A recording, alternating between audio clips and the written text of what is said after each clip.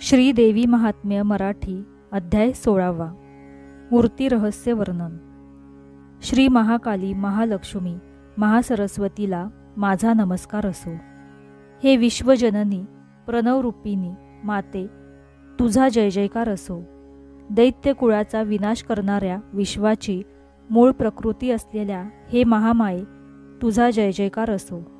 10 मुखांनी शोभणाऱ्या 18 हात असलेल्या अष्टभुजा कमल नयने, तुझा सदैव विजय असो। हे नारायणी, तू अनेक रूपे अवतार धारण करून दृष्ट दुर्जनांना शिक्षा करतेस व आपल्या भक्तांचे रक्षण करतेस। श्री गणेशाय नमः, श्री चंडिके नमः। मागच्या अध्यायात वैकृतिक रहस्य सांगितले। आता हा कळसाध्याय म्हणजे शेवटचा अध्याय आहे। या अध्यायाच्या अखेर देवी महात्म्य समाप्त होईल। आता देवी भक्तांना मूर्ती रहस्य सांगतो। देवीच्या अंगभूत 6 देवी आहेत। नंदा, रक्तदंतिका, शाकंभरी, दुर्गा, भीमा व भ्रामरी या त्या 6 देवी आहेत। या देवींच्या प्रत्यक्ष मूर्ती आहेत। यांच्या स्वरूपाचे वर्णन म्हणजे मूर्ती रहस्य। मेधा ऋषी सूरत राजाला म्हणाले, हे राजा, मी तुला पूर्वीचे देवीचे 8 अवतार कोणते ते सांगितले। महाकाली, महालक्ष्मी व महासरस्वती या 3 देवींचे अवतार। ध्यान व कार्य हेही तुला सांगितले आहे। नंदा, रक्तदंतिका, शताक्षी, भीमादेवी व भ्रामरी या उरलेल्या 5 अवतारांचे वर्णनही तुला सांगितले। आता त्यांचे स्वरूप ऐक। हे राजा, नंदा नावाची देवी नंदराजाच्या व यशोदेच्या पोटी अवतार घेईल। या देवीचे जो स्तवन व पूजन करील त्याला अवघे त्रैलोक्य वश होईल। 28व्या युगात शुंभ आणि निशुंभ पुन्हा उत्पन्न होतील। ही नंदादेवी या दैत्यांचा वध करील। या देवीची शरीर कांती सोन्यासारखी पिवळी आहे। ही पिवळ्या रंगाचे सुंदर वस्त्र परिधान करते। ही आपल्या शरीरावर सुवर्णालंकार धारण करते। हिच्या 4ही हातात कमल, अंकुश, पाश व शंख शोभून दिसतात। ही देवी इंदिरा, कमला, लक्ष्मी व श्री या नावाने ओळखली जाते। ही सुवर्ण समान पिवळ्या कमळावर विराजमान झाली आहे। अशा या नंदादेवीचे स्मरण केले असता अवघे त्रैलोक्य हाती येते। हे राजा, पूर्वी मी तुला रक्तदंतिका नावाच्या देवीचा परिचय करून दिला आहे। त्या देवीचे स्वरूप कसे आहे ते सांगतो। ही देवी सर्व प्रकारच्या भयापासून मुक्त करणारी आहे। या देवीने लाल रंगाचे वस्त्र परिधान केले आहे। ही रक्तवर्ण असून तिचे अलंकार लाल रंगाचे आहेत। हिची शस्त्रास्त्रे, नेत्र, डोक्यावरील केस, धारदार नखे, दात सर्व काही लाल रंगाचे आहे। म्हणून हिला रक्तदंतिका असे म्हणतात। हिचे स्वरूप अत्यंत भयानक आहे। हिला लाल रंगाचे उपचार प्रिय आहे। ही देवी आपल्या भक्तांवर माते समान प्रेम करते व त्यांची सेवा करते। या देवीचा आकार 50 कोटी योजने पृथ्वीसारखा अत्यंत विशाल आहे। तिची दोन्ही स्तन मेरू पर्वतासारखी स्थूल, विशाल व अत्यंत सुंदर आहेत। ती कठोर असले तरी पूर्णानंदाचा सागर आहे। आपल्या भक्तांच्या सर्व कामना पूर्ण करण्यासाठी ती देवी त्यांना स्तनपान देते। या देवीने आपल्या 4ही हातात खडग, पानपात्र, मुसळ व नांगर ही आयुधे धारण केली आहेत। हिला रक्तचामुंडा व योगेश्वरी असे म्हणतात। या देवीने सर्व चराचर विश्व व्यापले आहे। जो या रक्तदंतिका देवीची भक्तिपूर्वक पूजा अर्चा करतो तोही चराचर विश्वाला व्यापून राहतो। त्याला सर्व उपभोगाची प्राप्ती होते व शेवटी त्याला देवीची सायुज्यता म्हणजेच मोक्ष प्राप्त होतो। जो दररोज या रक्तदंतिका देवीच्या शरीराचे हे स्तवन स्मरण करतो त्याची सेवा स्वतः देवी करते व त्याचे रक्षण करते। शताक्षी देवी तीच शाकंभरी, तिलाच दुर्गा देवी असेही म्हणतात। आता या 3ही नावाची व्याख्या सांगतो। पृथ्वीवर 100 वर्षे अवर्षण झाले असता सर्व ऋषीमुनींनी देवीचे स्तवन केले। त्यावेळी देवीने अयोनी स्वरूप धारण करून सर्व ऋषीमुनींकडे 100 नेत्रांनी पाहिले। म्हणून त्यावेळी देवीला शताक्षी हे नाव प्राप्त झाले. त्यावेळी देवीने आपल्या शरीराच्या ठिकाणी शाकादी सर्व प्रकारचे अन्न निर्माण करून सर्व लोकांचे पोषण केले, म्हणून तिला शाकंभरी असे नाव प्राप्त झाले. दुर्गम नावाच्या दैत्याला ठार मारले म्हणून त्यावेळी तिला दुर्गा असे नाव मिळाले. शाकंभरी देवीच्या शरीराची कांती नील रंगाची आहे. तिचे नेत्र नीलकमळासारखे असून नाभी खोल व 3 वळ्यांनी सुशोभित झालेली आहे.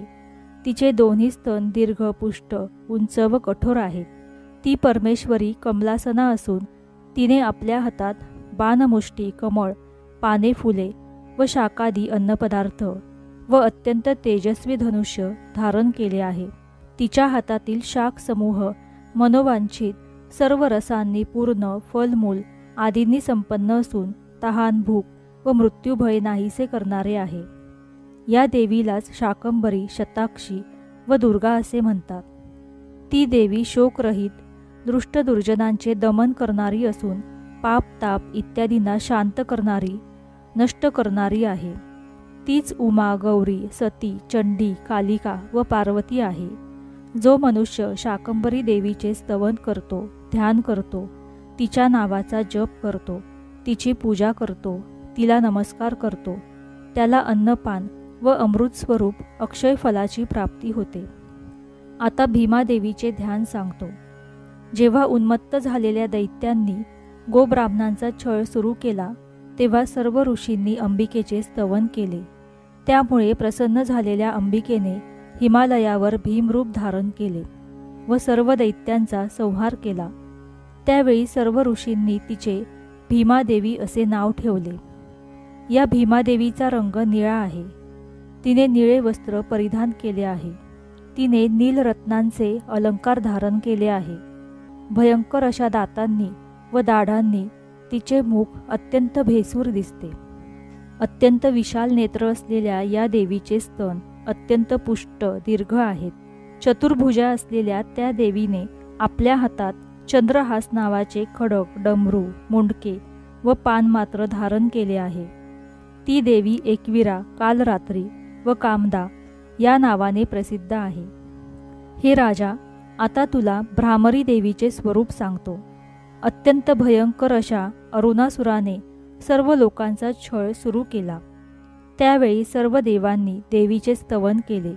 प्रसन्न झालेल्या देवीने भ्रामरी स्वरूप धारण करून त्या दैत्यांचा संहार केला. मग सर्व देव ऋषींनी भ्रमर रूप धारण केलेल्या त्या देवीची प्रार्थना करून तिला भ्रामरी देवी असे नाव दिले. त्या भ्रामरी देवीची अंगकांती विचित्र म्हणजे अनेक रंगाची आहे. तिची वस्त्रे व अलंकारही चित्रविचित्र आहेत. असंख्य भ्रमर तिच्या शरीरावर रुंजी घालीत असतात. चित्रभ्रमर पाणी व महामारी या नावांनी तिचे महात्म्य सांगितले जाते. हे राजा, अशा प्रकारे मी तुला जगन्माता चंडिका देवीच्या मूर्ती सांगितल्या.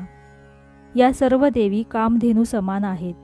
त्यांचे स्तवन कीर्तन केले असता सर्व कामना पूर्ण होतात.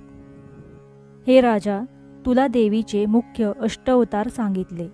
कमला, सावित्री, पार्वती, शची, अनुसया, सरस्वती, आदिती, गायत्री, सीता, अरुंधती आणि मादिसिद्धी, मातृका, चामुंडा, योगिनी, कृष्णाच्या 16 सहस्त्र पत्नी, अष्टनायिका, रुक्मिणी, नवदुर्गा या सर्व देवीच्याच अवतार आहेत.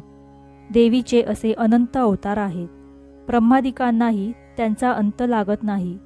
हे राजा, देवीच्या मूर्तीचे हे आख्यान, रहस्य सर्व मनोरथ पूर्ण करणारे आहे. हे अत्यंत गोपनीय रहस्य आहे. हे तू इतर कुणालाही सांगू नये. तू प्रयत्नपूर्वक देवीची आराधना कर. सप्तशतीच्या म्हणजेच देवी महात्म्याच्या पठनाने, श्रवणाने मनुष्य सप्तजन्मातील ब्रह्महत्यादी महापातकापासून, सर्व प्रकारच्या दोषांपासून मुक्त होतो. म्हणूनच मी तुला सर्व काम फलप्रद, अत्यंत गूढ असे देवी महात्म्य सांगितले आहे. देवीच्या कृपेने तू सर्व मान्य होशील. देवी सर्व स्वरूपमयी आहे. संपूर्ण विश्व हे देवीमय आहे. संस्कृत सप्तशतीत एकूण 700 श्लोक आहेत. ते सर्व श्लोक महामंत्र स्वरूप आहेत. ज्यांना संस्कृत भाषा चांगली अवगत असेल त्यांनी सप्तशतीचा पाठ आवर्जून करावा. परंतु ज्यांना संस्कृत भाषा येत नाही त्यांनी या देवी महात्म्याचे पूर्ण श्रद्धेने पठण श्रवण करावे. फलप्राप्ती सगळीकडे सारखीच आहे. मूळ संस्कृत सप्तशती व गद्य मराठी भाषेतील हा देवी महात्म्य ग्रंथ समानच आहे. या देवी महात्म्य ग्रंथाच्या श्रवण पठणाचे फळ स्वतः महादेव सांगतात. हा ग्रंथ म्हणजे साक्षात चिंतामणी आहे असे म्हणून पार्वती माता श्रवण करते. या महात्म्याचे एक आवर्तन केले असता सर्व सिद्धी प्राप्त होतात. 2 आवर्तने केली असता उत्तम पुत्राची प्राप्ती होते. 3 आवर्तने केल्याने सर्व पीडा नाहीशा होतात. 5 आवर्तनाने ग्रहशांती होते. मोठे भय उद्भवली असता 7 आवर्तन करावीत. 9 आवर्तने केली असता वाजपेयी यज्ञाचे फळ मिळते. सर्व प्रकारचे ऐश्वर्य प्राप्त होण्यासाठी 11 आवर्तने करावीत. 12 आवर्तने केली असता शत्रूचा नाश होतो. 14 आवर्तने केल्याने स्त्री किंवा पुरुष वश होतो. 15 आवर्तने केली असता संपत्ती सौख्य यांची प्राप्ती होते. 16 आवर्तने केली असता पुत्रपौत्र धनधान्य आदी प्राप्त होतात. 25 आवर्तने केल्याने बंधमुक्तता होते. या देवी महात्म्य ग्रंथाची 100 आवर्तने केली असता क्षयादी रोग नाहीसे होतात. प्रजानाश कुलनाश आयुष्यनाश होण्याचा प्रसंग आला किंवा शत्रुवृद्धी झाली असता 100 पारायणे करावी. 100 पारायणे केली असता सर्व मनोरथ पूर्ण होतात. 108 किंवा 1000 आवर्तने केली असता 100 अश्वमेध यज्ञाचे फळ प्राप्त होते. शेवटी मोक्षप्राप्ती होते. महाकाली महालक्ष्मी व महासरस्वती यांचे गुणगान करणारे देवी महात्म्याचे हे 16 अध्याय म्हणजे देवीचे संपूर्ण चरित्र आहे. यांच्या श्रवण पठनाने भवानी माता प्रसन्न होते. मात्र नुसत्या श्रवण पठन यांचा उपयोग नाही. त्यात भावभक्ती हवी, पूर्ण श्रद्धा हवी. ती नसेल तर सगळे व्यर्थ आहे. म्हणून भक्तीने श्रवण पठन करावे. भक्तिपूर्वक देवीची पूजा मंत्र जप होम हवन करावे. देवीच्या उपासनेत ज्ञानाची पांडित्याची गरज नाही. गरज आहे ती भावभक्तीची, परम श्रद्धेची. पत्र पुष्प फल तोय इत्यादी काहीही भक्तीने अर्पण केले असता देवी त्याचा आनंदाने स्वीकार करते. मनात भावभक्ती नसेल तर कितीही रोजोपचार अर्पण केले तरी ते सर्व व्यर्थ जातात. म्हणून ईश्वर कृपेसाठी साधी भोळी भावभक्ती आवश्यक आहे. या देवी महात्म्याची किती पारायणे करावी, देवीला कोणकोणते उपचार अर्पण करावेत, होमात किती आणि कोणत्या द्रव्यांचे हवन करावे यासाठी कोणतेही बंधन नाही. शुद्ध अंतकरणाने पूर्ण श्रद्धा भक्तीने केलेली अल्पसाधना मोठे फळ देते. आता या देवी महात्म्य ग्रंथाची अवतरणिका सांगतो. पहिल्या अध्यायात मेधा ऋषींनी सुरत राजाला व समाधीला देवी महात्म्य सांगितले. महाकालीची उत्पत्ती व मधुकैटभ यांचा वध यांचे वर्णन केले आहे. दुसऱ्या अध्यायात महालक्ष्मीची उत्पत्ती व महिषासुराच्या सेनेचा वध सांगितला. तिसऱ्या अध्यायात महिषासुर वधाची कथा आली असून चौथ्या अध्यायात इंद्रादी देवतांनी देवीची स्तुती केली आहे. 5व्या अध्यायात महासरस्वतीचे आख्यान व देवदूत संवाद हा विषय आलेला आहे. 6व्या अध्यायात धूम्रलोचन वधाची कथा असून 7व्या अध्यायात चंडमुंड दैत्यांच्या वधाची कथा सांगितली आहे. 8व्या अध्यायात रक्तबीज वधाची कथा व 9व्या अध्यायात निशुंभ वधाची कथा सांगितली आहे. 10व्या अध्यायात शुंभ दैत्याच्या वधाची कथा असून नारायणी स्तुती व देवीचे वरदान हे विषय 11व्या अध्यायात आले आहेत. 12व्या अध्यायात देवी चरित्राच्या पठणाचे महात्म्य सांगितले असून 13व्या अध्यायात सुरत आणि वैश्य यांना देवीने दिलेल्या वरदानाची कथा सांगितली आहे. 14व्या अध्यायात प्राधानिक रहस्य वर्णन केले असून 15व्या अध्यायात वैकृतिक रहस्य सांगितले आहे. शेवटच्या 16व्या अध्यायात मूर्ती रहस्य आले असून देवी महात्म्य ग्रंथ पठणाचे फळ, पाठविधी, देवीची आराधना इत्यादी विषय आले आहेत. अशा रीतीने श्री जगदंबेच्या कृपेने 16 अध्यायांचा देवी महात्म्य हा मराठी भाषेतील गद्य ग्रंथ पूर्ण झाला. हे 16 अध्याय म्हणजे षोडशोपचारांनी देवीची केलेली पूजाच आहे. हा 16 अध्यायांचा ग्रंथ म्हणजे 16 कलांचा चंद्र असून आपल्या भक्तांचे त्रिविध ताप शमवण्यासाठी स्वतः देवीने तो निर्माण केला आहे. हा 16 अध्यायांचा ग्रंथ म्हणजे 16 दलांचे कमळ असून जगदंबेला ते अर्पण केले आहे आणि देवीने मोठ्या प्रेमाने ते स्वीकारले आहे.